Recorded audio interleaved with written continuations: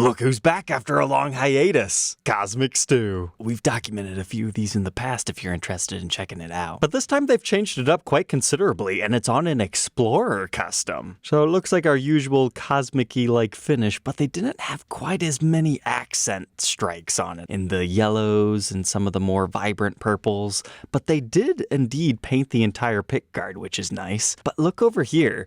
It's like they're trying to channel abalone, purfling along the edges, but this time it's more of a sparkle finish. That's lighter in hue just before the binding begins. You've got a mixing of gold and black hardware. They just needed to like black out every other pull piece. That's our body. How about our headstock? Oh my. They didn't match it? That's surprising. But they did continue the black and gold theme to keep all that going. But now the back. I would have been very upset had they not did this. We still have the cosmic goodness back here. Although, so far I feel like this one's kind of phoned in because they painted the pickguard, but they didn't paint the backplate. Seems odd. And again, not much going on, but you also have to remember this is a stock photo. In person, these things look way different. At least we get a little bit more color on the back of our neck. There is one additional bonus though. They gave you the Carina Explorer style case. But if you're ready to buy this for €6,000, just remember, we're starting in the EU mod collection first tonight. The next one was called Carbon Sparkle. It's a 60 standard, kind of a black sparkle as you would anticipate from that. However, black and gold is just the theme this week, but they changed it up a bit over here because now it's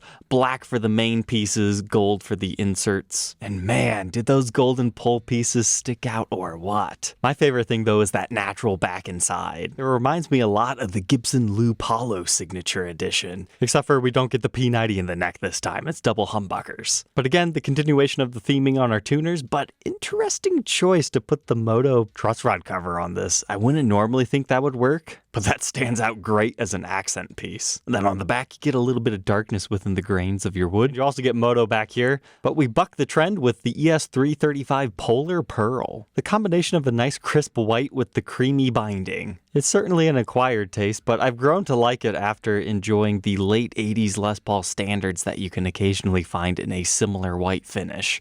Now, being called Polar Pearl, I would imagine this has a pearlescent coat to it, or at the very least, a little bit of a metallic shine, but look at everything else they changed. Radiator-style pickup cover on the neck, uncovered in the bridge, golden knobs to match your binding. Back has a dark red neck with white body. It's not my favorite one so far, but hey, I'm glad it exists for someone. But now for the USA mod collection. This was a strong week, nearly everything sold. SG Special Ebony Aurora. This looks particularly captivating to me because you've got that jet black ebony finish, but it has so many other sparkly colors in it. Anywhere from green to red to yellow, looks like maybe some gold, and they accent that with all the golden plastics as well as our pull pieces, and we've got this upgraded intonatable wrap tail. And in case you missed it, golden mini humbucker in the neck, P90 in the bridge, that's just fun in general. And yes, the fun did not end there. It's a rather busy looking headstock, but it's a lot of fun, like a kaleidoscope. And yeah, sure, why not? Let's just go ahead and throw a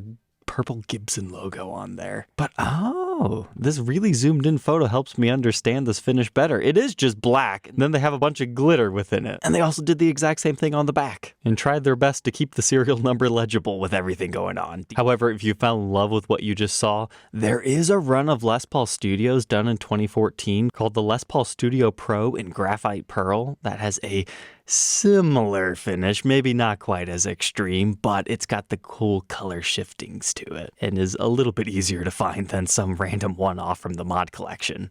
But next up, the interestingly named Theoford Green. If we look on here, this is called an arm guard. There's only one model you typically find that on a Les Paul. And that model is the Les Paul Mary Ford. But typically, that one has this weird droopy nose pickguard type situation going on based off an ES295.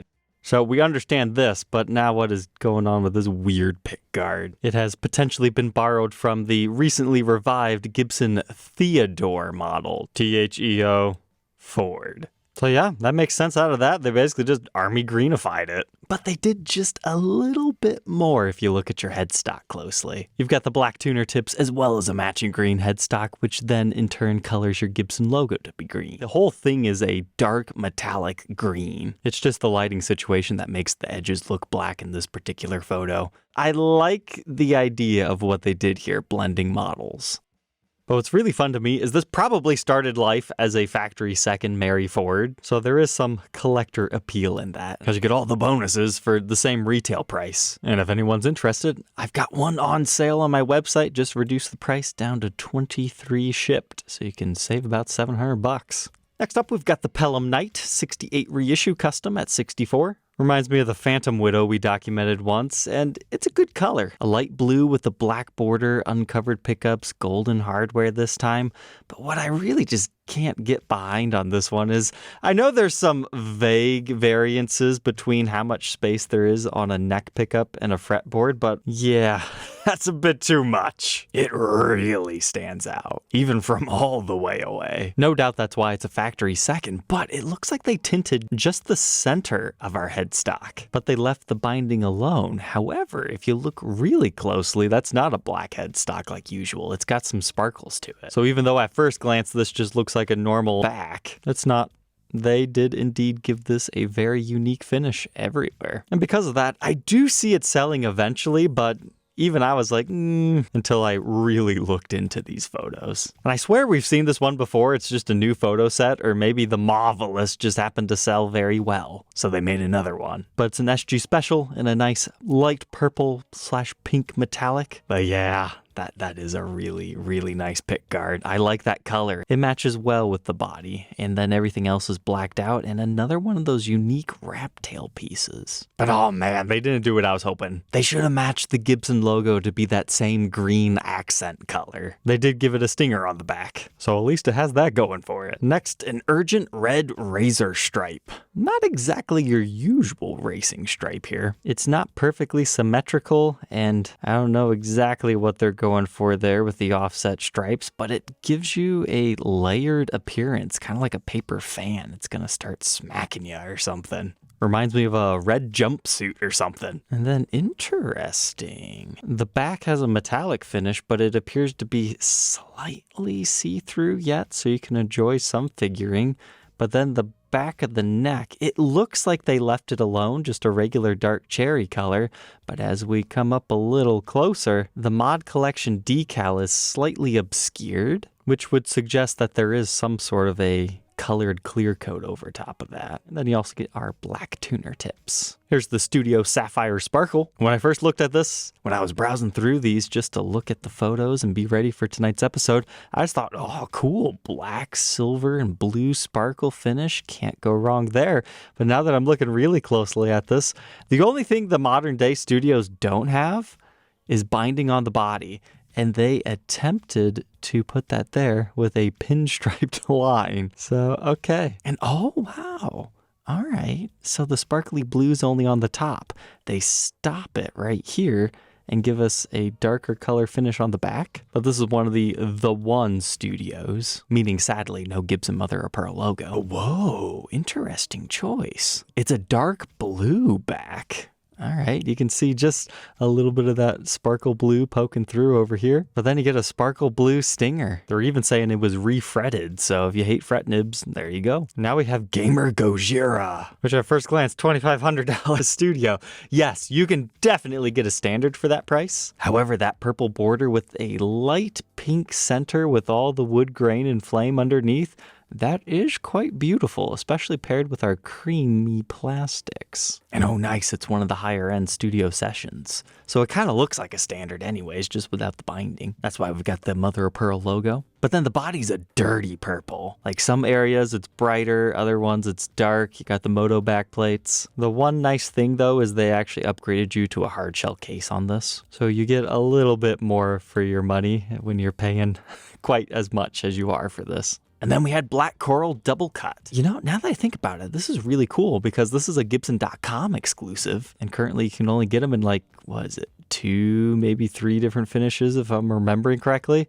This one is a satin finish though. But, do you guys see that logo? Ouch, that's like really bad. I mean, I get it. We're in the mod collection. It doesn't matter as much, but I feel they should have redid that. It is way too far to the left, and it's really noticeable. But they also threw that finish onto the back. $1,900. What is your bonus? Custom shop case. I love those things. The alligator skin exterior is just so cool. But real quick here, let's check out the USA demo shop. They had one of those SG customs with the double white pickups. I've seen these at a few dealer shops, but this one was significantly less expensive than those. We talk about the differences in color of mahogany quite often on the show. Look how dark this is. Then you come up to the neck, it's almost like a completely different species of wood. These have a very modified 70s look to them.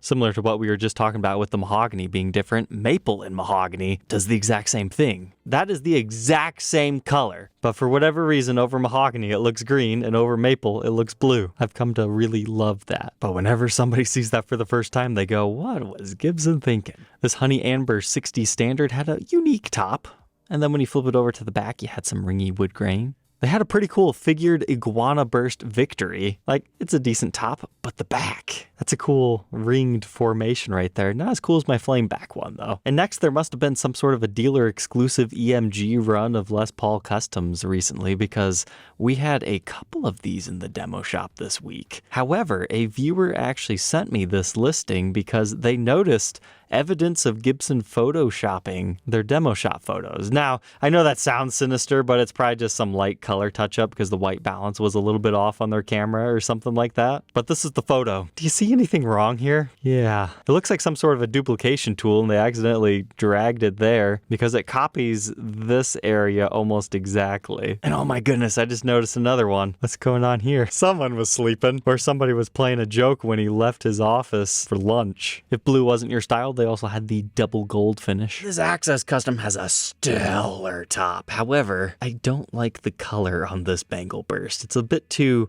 red. Like, there's not enough transition between those. But you know what? That top is so good, I'd probably be willing to make an exception on it anyways, but that's a certified clown burst. There's also one of these dealer exclusive aqua blues. I'm a big fan of this guitar model. We've documented a few really nice ones on the show. This J45 and Heritage Cherry Sunburst came out really orange. And so did the back, and it's got some of that Sapele mahogany figuring. And then we can round it out with heavy antique aspen white. Looks very similar to the buttercreams that they were churning out not too long ago. But all right, troglodytes, I hope you enjoyed this week's recap. Overall, I think they did a pretty good job. Some unique ones this time. But we'll catch you tomorrow on the next one. Take care.